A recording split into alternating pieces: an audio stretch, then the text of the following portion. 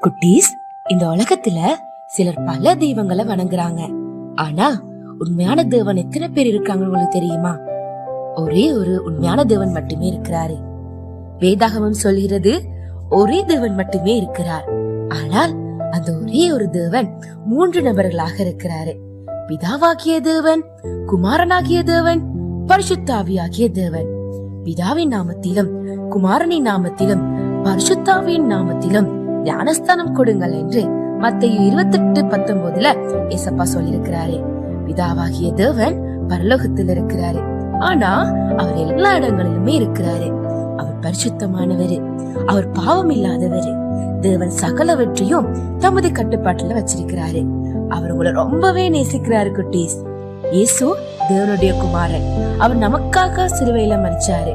ஆனா அவர் 3ஆம் நாள் உயிரோட எழும்பினாரு. நம்ம இயேசுவை நம்பினா நம்முடைய பாவங்கள் மன்னிக்கப்படும். இப்போது இயேசு பரலோகத்துல தன்னுடைய பிதாவாகிய தேவனோடு இருக்கிறாரு.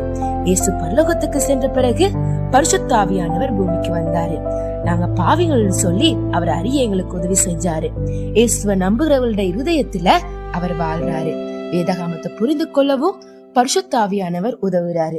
பிதாவாகிய தேவன், குமாரனாகிய தேவன், பரிசுத்த ஆவியாகிய தேவன், இவர்கள் மூவருமே ஒரே தேவன். இதையே திருத்துவம்னு சொல்றாங்க. குட்டீஸ், திருத்துவத்துல 3 நபர்கள் யாரு? பிதா, குமாரன், பரிசுத்தாவி. நீங்க இப்ப கண்களை மூடி பிதாவே நன்றி, இயேசுவே நன்றி, பரிசுத்தாவியே உமக்கு நன்றி, ஆமென்னு சொல்லி நீங்க ஜெபம் செய்ய முடியும். இது போன்ற டிவோஷன் டே 3. அடுத்த வீடியோல தேவனை பற்றி இந்த CF ஸ்ரீலங்கா சேனல் மூலமா அறிந்து கொள்ள போகிறோம்.